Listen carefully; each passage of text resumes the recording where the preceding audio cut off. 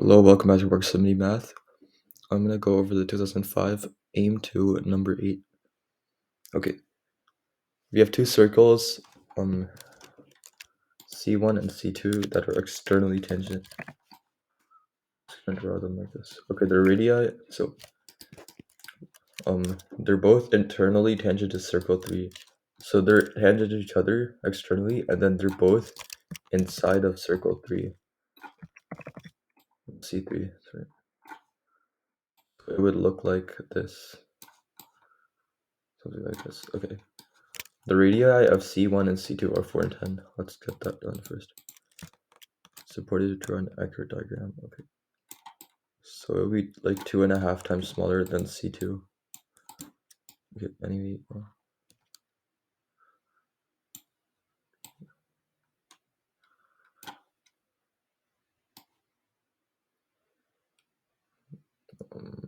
Okay, sorry.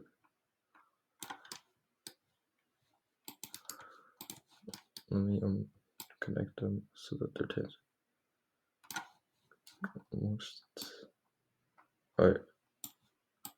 So C1, let's label it C1 is over here. We have C2 over here. And C3 on the outside. Okay. The centers of these three circles are collinear, obviously. So now,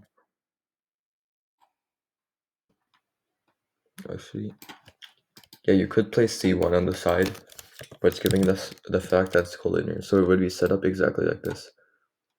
The centers of everything. Okay.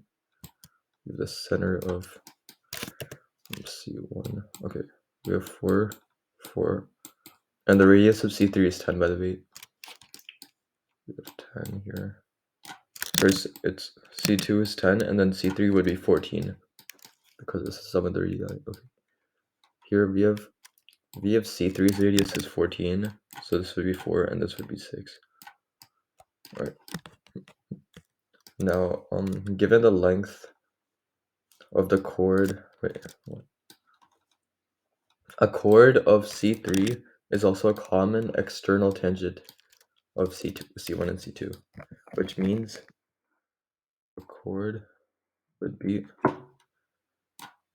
externally tangent to these two circles.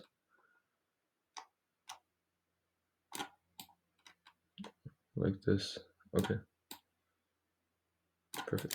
And it's also a chord of C3. So given the length of the chord, blah blah blah, we need to find the length of this chord. Right. So we can draw its tangent, right? So we can immediately draw these perpendicular radii. And maybe get similar triangles or something. Because they're parallel. Anyway, this is 10. This is 4. Alright, and this length, this is 4, this is 10, this is 14. Label it like this. Alright. It's making a bit of a mess. So I'm gonna actually, do I leave these lengths out? I'm gonna put the 6 here. We might need them. Okay. So maybe we can drop like an altitude because these, we could make it perpendicular and solve for more lengths. Okay. So this length would be, sorry, let me erase this. So we have a 4, we split the 10 into a 4 and a 6 because this length is also 4 and they're parallel and we formed a rectangle, so they're 4. Okay. Over here we have 14 as the hypotenuse, 6 here, which means the other side is 14 squared minus 14 squared minus 6 squared. 196 minus 36, which is 160. Alright. Yeah, it's root 160, which is going to be 4 root 10. Alright. And now, this length is 4 root 10, which means this length is also 4 root 10, in case we need it. Alright. So we want to find the length of this chord. And what can we do? Let's see. Okay, we can take a perpendicular. I'm gonna use a different color. Do a perpendicular from this from the center of C3, because it would bisect the chord as perpendicular to it. It's a chord of C3. Okay. So if we let the x be the length of the chord, this is x over 2, and this is also x over 2 here. Okay. So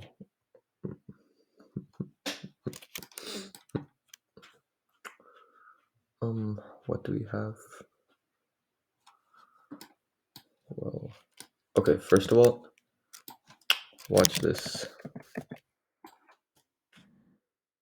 Now this is where we use similarity.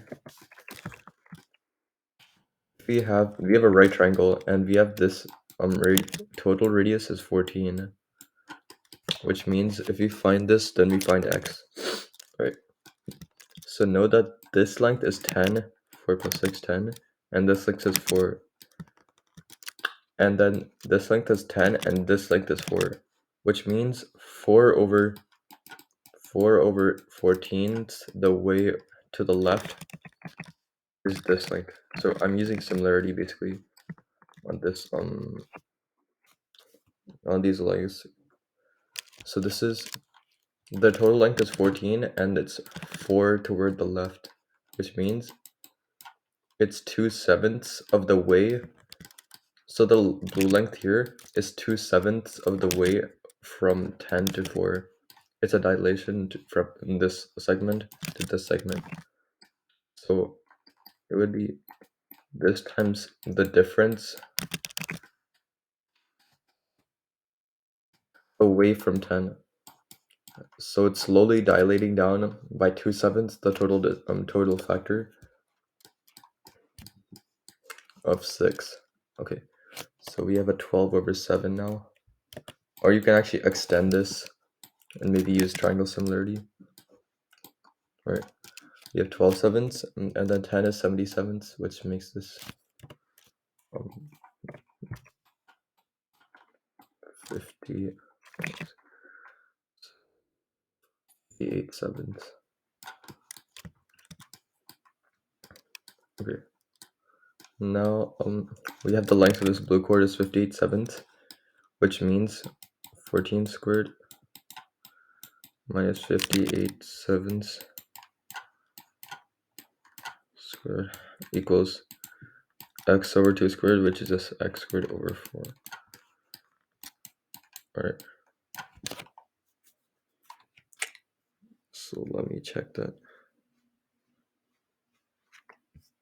Okay. So what you get for x is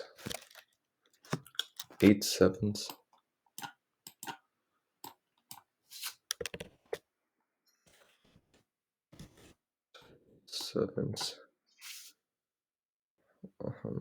root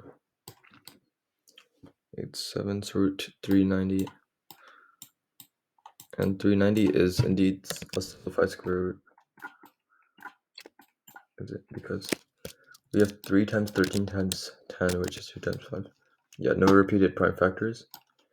And that problem asks us to sum m, n, and p in this form, which gives us 405. Alright, thanks for watching, and I hope this helped you.